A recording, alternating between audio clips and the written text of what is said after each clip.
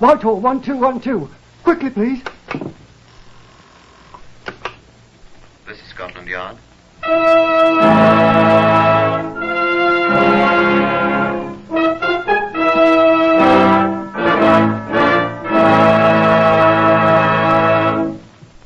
For the first time, Scotland Yard opens its secret files to bring you the authentic, true stories of some of its most baffling cases. These accurate records are drawn from the Scotland Yard file by special permission of Commissioner Sir Harold Scott. They're true in every respect, except for the names of the participants, which, for obvious reasons, have been changed. The research has been done by Mr. Percy Hoskins, chief crime reporter for the London Daily Express, and the stories for radio are written and directed by Mr. Willis Cooper. Here are the principal participants in case number 201-MR340. Sidney Patterson, builder. Mr. Patterson is absent, sir. Detective Inspector Edmund Whittaker of Scotland Yard. It was quite obvious why Mr. Patterson was absent. There are other participants in our case number 201-MR340, but not of the same importance as Mr. Patterson. We shall run across them as we go on. We shall run across a great many interesting things as we reenact case 201-MR340. And I should like to warn you, if you have the slightest trace of murder in your heart, that a murdered person's teeth are almost impossible to destroy, and that nothing is ever lost, and will certainly be found sometime, somewhere, by someone. Now, will you come with me? This is Scotland Yard's Black Museum. Yes? It's Inspector Whittaker, sir, with a friend. Oh, do come in, Whittaker. Thank you, sir. Come along. This is Chief Superintendent John Davidson, the curator of the Black Museum. Well, how do you do? I'm afraid this place is a little like a chamber of horrors, although our exhibits taken by themselves are not so startling. But they are souvenirs of the lawbreaker's art, particularly of the unlovely art of murder. Now, this human bone here brought one man to the hangman's expert hands. And these dried bloodstains on this cloth are from a once-loving husband's throat. And this revolver... Oh, but you wanted to see the exhibits in our case 201-MR340, didn't you, Whittaker? Yes, if you please, sir. Well, these are the only ones we had. There's a man's tooth, and this badly charred top of an ordinary office stool. That's all we have here of case 201-MR340. The rest is elsewhere. Detective Sergeant Alexander McMurphy and I, we were the murder squad next on call, were sitting peacefully chatting in my office at Scotland Yard that evening of the 16th May, waiting for our relief, who were due in less than half an hour. Oh, you're early, Anstead. No such luck, Mac. Oh, hello, Boots. What's up, Boots? Investigation, sir. Why couldn't they wait another half hour? Sorry, sir. It just came in. We don't live right. Camden Town, sir. There's a fire. What? They want someone from the yard. What are we, a bleeding auxiliary fire brigade, do they think? They seem to have come across someone sitting in the middle of it, sir. What? Sitting in it? Grilled to a turn. What? Here's the address, sir. Your car's waiting. We hastened at once, of course, to the Camden Town location, about 20 miles away. The fire was a small one. It had partially destroyed an old shed which had been used as an office by a local builder, Mr. Sidney Patterson. It was only a smouldering ruin when we arrived and identified ourselves to the magnificently moustached section leader in charge. We followed him into the soggy ruins of the shed. Right here, gentlemen. We wetted him down with the fire hoses as soon as we saw him, but it was much too late. Hot fire? Oh, ruddy inferno. He had paints and oils stored in here. Not my idea of a way to commit suicide. Suicide? Note on the table there. What was a table? Pinned to the top with a drawing pin. See? Yes. Hold up your torch here a sec, will you, section leader? Yeah. Goodbye, all. No work, no money. Sidney R. Patterson. That was the poor sod's name. See the sign? I'll telephone the laboratory to pick up the remains, shall I, sir? Best use the two-way wireless on the car, I think. All right, sir. What's he leaning against? Looks like a stool or something. That's what it is, sir. A office stool. See these buckets all round him? He must have surrounded himself with buckets of paint and whatnot, and flipped a match into one of them. You ever hear of a chap committing suicide by setting himself on fire before? No, I wouldn't want to. It'd hurt awful. Well, horrible. don't touch him. Well, I was only trying to pull him away from the stool here. Part of him ain't burned, see? Where he's stuck to it. Don't. The laboratory chap will see to it. Blimey. Hmm? Setting himself on fire didn't hurt him. What do you mean? He shot himself first. Did you see the bullet hole in his back where it ain't burned? When it was against the stool? In his back? Well, was the man a contortionist? No, sir. He was a builder, sir.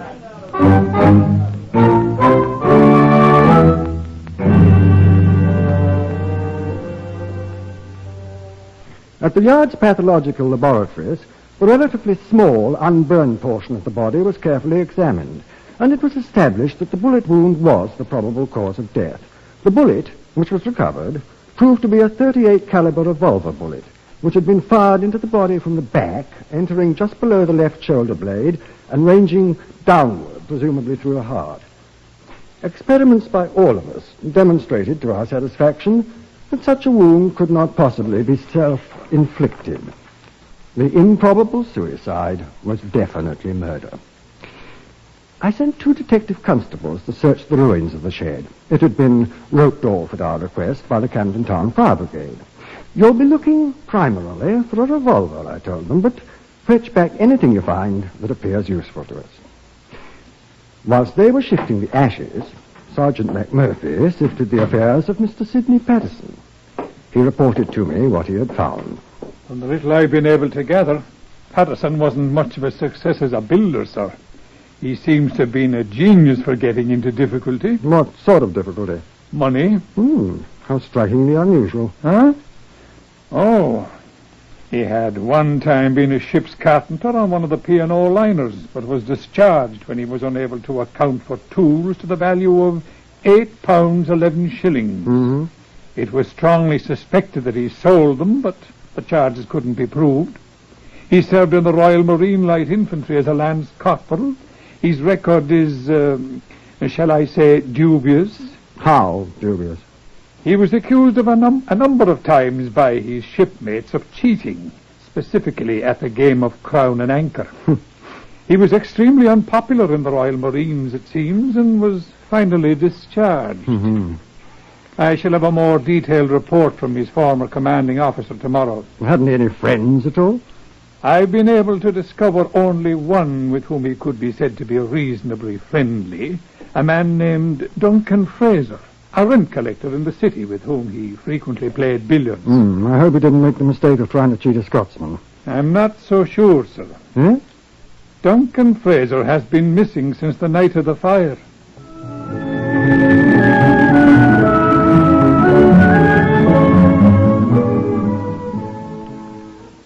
The hue and cry was immediately set up throughout all Britain for the missing Duncan Fraser.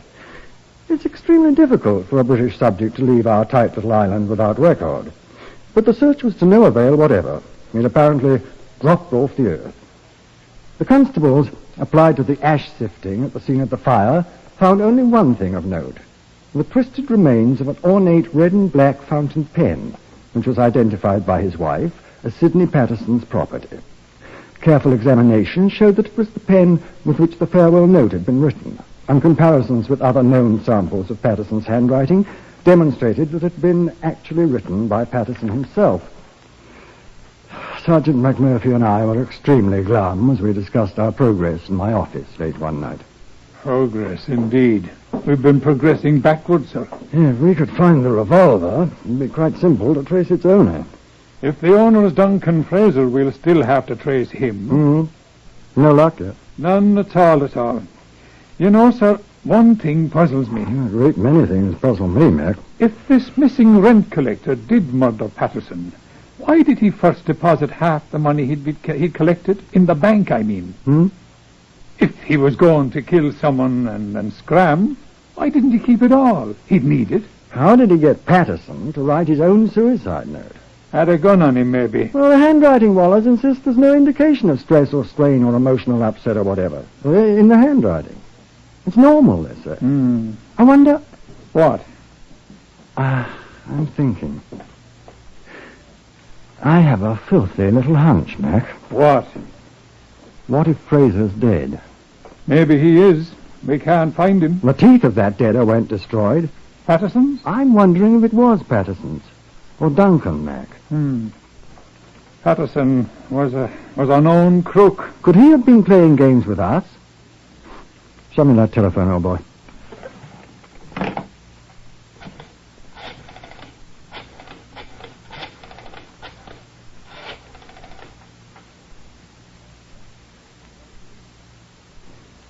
Good evening, Mrs. Patterson. Detective Inspector Whitaker, Scotland Yard here. I wonder, Mrs. Patterson, if you could tell us the name of your late husband's dentist? Thank you very much indeed. No, Mrs. Patterson, I'm afraid we've nothing to report yet. Get this tooth merchant in here first thing in the morning, will you, Mac? We'll meet him in the laboratory and let him look at our client's fangs.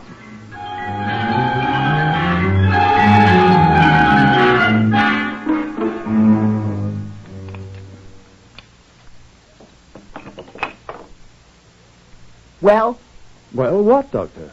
I never saw these teeth in my life. What? Oh? I can assure you they are not Sidney Patterson. You can swear to that, Doctor? Well, I hope you're not impugning my professional judgment, sir. Well, not at all, Doctor. It's a matter of correct legal procedure. I have ample records in my office which you may consult. Charts, impressions. Sidney Patterson had lost 3 teeth a long time ago. I extracted the left upper canine and the adjacent incisor myself more than a year ago. You'll observe that both teeth are intact in this jaw, sir. Then you're prepared to swear that these teeth are not Sidney Patterson, sir? I most assuredly am. And that this is not Sidney Patterson's body. Since the jaw containing the teeth is attached to the remainder of the body, I'm prepared so to swear, sir. It's often impossible to grow a new head on a body. My fee will be 1 guinea. I will indent for it at once, Doctor. Good day, sir. Now, what did I do with my hat? Oh, yeah, good day. Good day, Doctor. I am sincerely glad that teeth are not inflammable, Mac. If more people knew that, there'd be fewer left to be called for corpses around here, sir. Right. Now, have you found Duncan Fraser's dentist yet?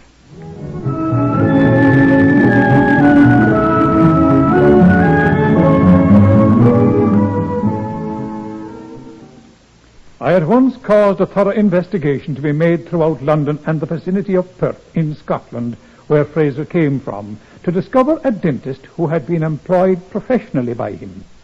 The search was most thorough, although the combined efforts of Scotland Yard and the provincial police were not sufficient to find the person. In the meantime, we were able to lay our hands on some 13 or 15 persons who had known either Patterson or Fraser. Each individually viewed the grisly remains in the Scotland Yard mortuary, and the results? Ivor Young, Esquire, former employer of Duncan Fraser. Oh, it's hard to say, but I believe this to be the body of Fraser. Michael Fish, a former neighbor of Fraser. No, that ain't him. I knowed him well. Edgar Stone, brother-in-law of Patterson. I'm quite sure this is Sidney Patterson's body. And besides, that's the fountain pen I gave him. Artificer Sergeant Rodney Smith, Royal Marine Light Infantry, a former service acquaintance of Patterson's. No, that ain't him at all. Oh, and I wish it was. Bleeding stinker he was. No, but this ain't him. Police Constable Mark Emerson, a former billiards companion of Fraser. It's Duncan, all right. He looks awful, but then he always did. Hamish Fraser, uncle of Duncan. Oh, no. No, that isn't my nephew, Duncan. Samuel Furness, laborer, sometime employee of Sidney Patterson. I know it's him. What, didn't I work for him? Confusion. Confusion confounded. 6 said it was Furness, 7 insisted it was Fraser. Patterson's widow herself was not sure, and she and her brother, Edgar Stone, Patterson's brother-in-law, had high words. McMurphy and I nipped round to the Goat and Compasses to refresh and sustain ourselves. I was finishing my gin and bitters, and Mac was deep into his second pint of mild and bitter, when the proprietor, one Dick Gillespie, came out of the saloon bar and accosted us. Oh, I say, Inspector Whittaker, I didn't know you were in here. Yeah, hello, Dick. There was a telephone call for you. Oh, who was it? Sergeant Kenneth at the yard. What do you want? Well, he said they'd found the dentist. What's the matter, Inspector? Your teeth hurt you?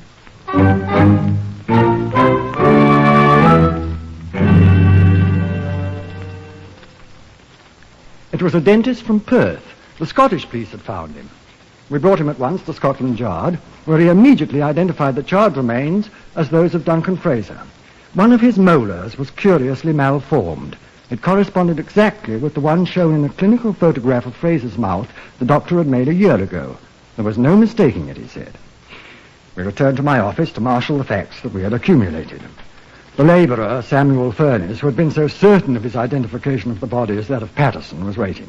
Mac and I listened. I knew that was Mr. Patterson what burned up to a skeleton, sir. Why are you so sure, Furnace? Because I was the last man to see him alive, sir. When? Well, in the afternoon of the day he was burned up, sir. Go on. Well, it was like this here, you see, sir. Go on. Well, I come into his office, sir. You know, the shed, what was all burned up. I was after the 7 and 6 he'd owed me for 2 months. Oh, he was always putting me off, sir, but... Why? Well, he always seemed to be stony, sir. Never seemed to have a shilling. Ah, he was always putting me off. Go on. Did you get your money? Oh, that I did, sir. Before you could say knife, he had out his purse and he pulled out a great wad of notes. Then he counted me out me 7 and 6. And then he handed me half a crown. And he says, here, buy yourself half a pint, Sammy. Cool, I was fair took aback at old Sydney giving anybody anything for nothing. He seemed to have plenty of money, did he? Well, his wallet was fair stuffed. You know, it's the first time I ever known him to have more than threepence in my life. Oh? Well, I was so took back, I tried to get up and I fell right on my apple and plum, yes. I kicked my foot against a couple of bags of cement he had under his desk and I fell right down. Did you see the bags of cement? Well, they was under the desk, sir. Did you see them? Well, well, no, sir, I didn't, but I know I kicked Furnace.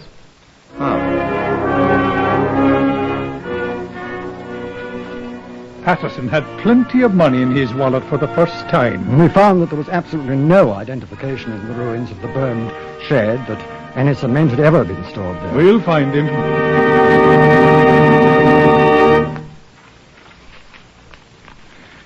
I said that nothing is ever lost.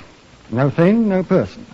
I will admit, however, that it is sometimes extremely difficult to find a missing thing or a missing person, especially when the objects of the search have few distinguishing characteristics.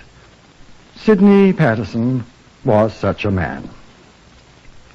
Description of Sidney Patterson, broadcast by Scotland Yard. Age 43. Height 5 feet 9 inches. Weight 11 stone 4.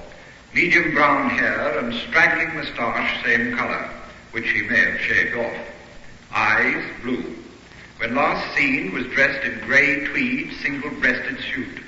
White shirt, dark red tie, black low-cut shoes. How many men answering that description do you see in a day? We had reports from every corner of the United Kingdom.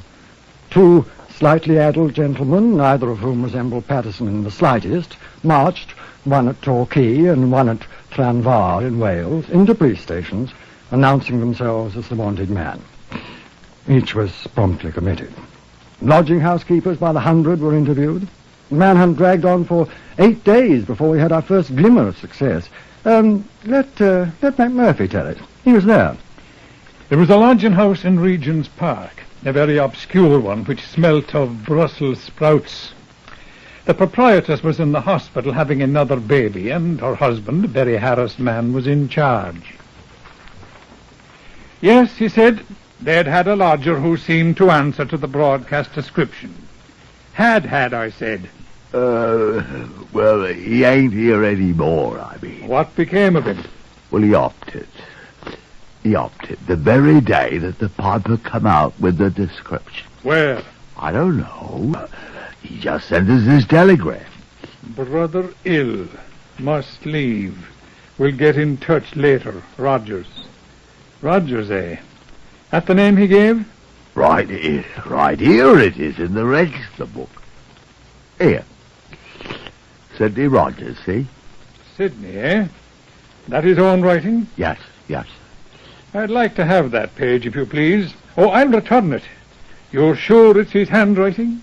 Oh, I seen him. I seen him write it. May I have the page? Well, my old lady likes to keep things neat and tidy. Well, I'll return it as soon as we've checked it against a sample of his handwriting. Now, when did he come here? 16th of May. It says right here. And when did he leave? Well, the day his description first come out in the paper. He leave his luggage? Oh, he hadn't any luggage. He was here all the time without even changing his shirt. That room of his, fair piggish. Must be. Well, we're rid of him, and he's paid up till the end of the week. Anyway, so we don't lose nothing. You suppose it was him? It'll be in the papers. Comparisons of samples of Patterson's handwriting with the signature of Sidney Rogers showed them to be identical. Peterson's full name was Sidney Roger Patterson. The telegram had been sent from Southend. We turned our attention to that muddy little place. He was not to be found, although our search was scrupulous and thorough. We put a postal stamp on all letters addressed to his former home, expecting that sooner or later he'd attempt to write to his wife. Thus, all letters addressed to that house would be held out and delivered to us first. We would open and read them, reseal, and allow them to be delivered to the addressee without the wife's knowledge that we had read them. No letters appeared. We waited. Time was on our side, and the searchers at Southend plodded along, making no apparent progress. And then, after a week had passed, the post office people sent us a letter. It was addressed to his brother-in-law, Edgar Stone, who had a room there. Letter addressed to Edgar Stone. Dear Edgar, just a line to you in the hope that I shall be able to see a friend before I end it all.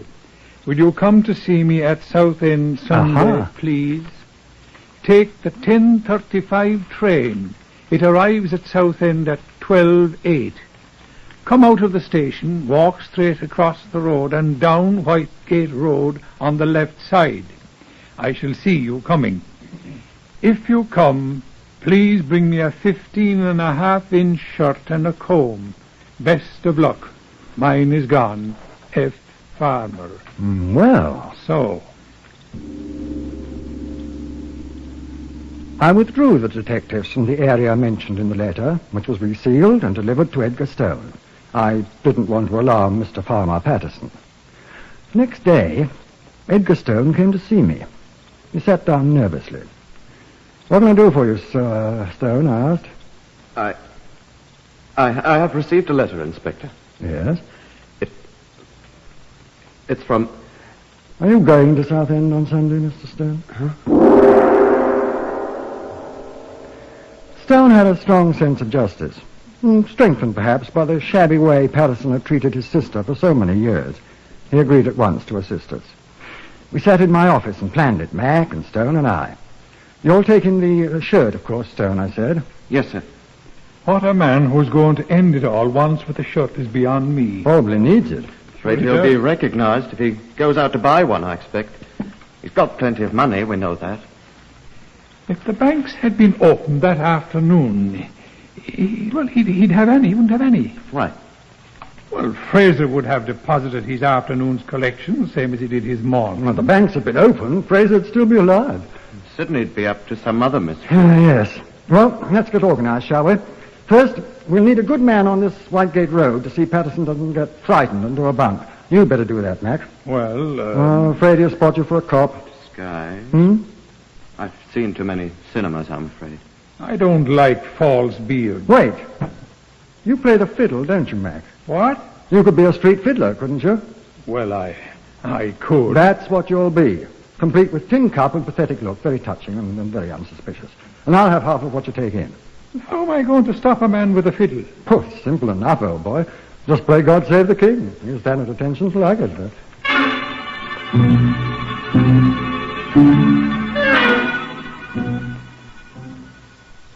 We planned it as carefully as we could. This was to be the definitive last act. Stone and I took the same train to Southend, but when he got off with me, I stayed inside the station. Far down the street, I could see Sergeant McMurphy in an ancient green suit of clothes, sawing industriously away on his fiddle. There were a few pedestrians on the street. Church services were just over. There's Whitehead Road, I said to Stone. Come back at once. The up train's due in a few minutes. Good luck. I wish I didn't have to do this, Inspector, but... Just remember what he's done, Stone. It's the only reason I'm doing it, sir. Good luck. Sidney was my friend once. He turned and crossed the road, walked slowly down Whitehead Road. I watched him from the station window. As he approached McMurphy, he paused a second. I chuckled as McMurphy held out his tin cup and Stone dropped a coin into it. Far away, I could hear his fiddle. I went to the door of the station and stepped outside as he turned the far corner. There is such a thing as trusting a man, but... I waited. The distant street fiddler shambled round the corner which Stone had turned. I fidgeted. A couple passed on their way home from the church. I waited. A small boy ran past with a hockey stick. I waited. And at last I saw McMurphy in his green suit come slowly round the corner toward me. In a moment, Stone reappeared. He glanced at Mac as he passed, and I thought I saw him nod. I started toward him, sauntering quite casually. We passed without recognition. Mac had halted again and was playing. I stopped alongside him. How much have you made, Mac? I asked. 4 shillings. Good. What happened? Oh, it's all right. Anybody who sees us will think I'm asking you how you fell with this low estate. First house round the corner. There was a cardboard sign in the window. Sidney was printed on it. Door opened. He went in. That's all I saw. Good. I'll nip round to the back. You walk on around in front and play. We'll see what happens. But I can't play God Save the King. It was easy to nip over the fence and slip around to the rear of the second house, which was marked J. Huntington. I tried the rear door. It was unlocked. I opened it cautiously and stepped inside. It was empty, apparently. I stepped down the narrow hall. Is that you, Mr. Huntington? I walked toward the voice. Mr. Huntington, is that you? I walked to the door on the left. Mr. Huntington. He stood there in the frosty little room, a pathetic figure with his neatly combed hair, holding a clean white shirt in his hand, an embarrassed little smile on his face. Oh, I thought you were Mr. Huntington. I'm Inspector Whittaker of Scotland Yard, Mr. Patterson. Oh, yes. I knew you'd find me eventually. I just wanted to put on a clean shirt before I detain you on suspicion of being involved in the murder of Duncan Fraser. Poor Duncan. And I warn you that anything you may say will be taken down in writing and used against you. There we are. I've only one thing to say, sir. I did murder Duncan.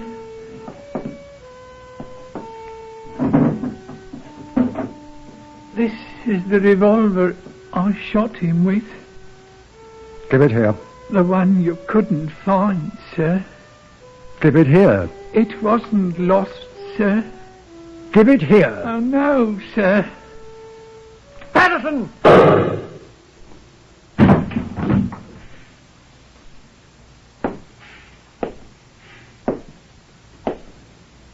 No, Sidney. Nothing is ever lost. Except lives, I'm afraid.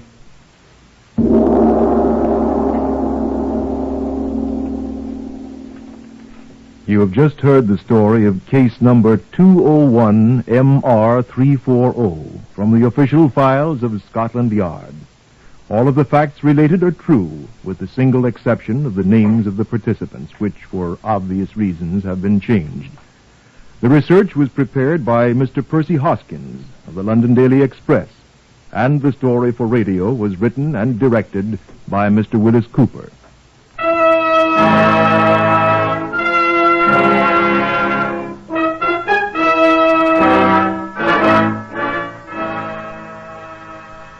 Next, listen for Tales of the Texas Rangers on NBC.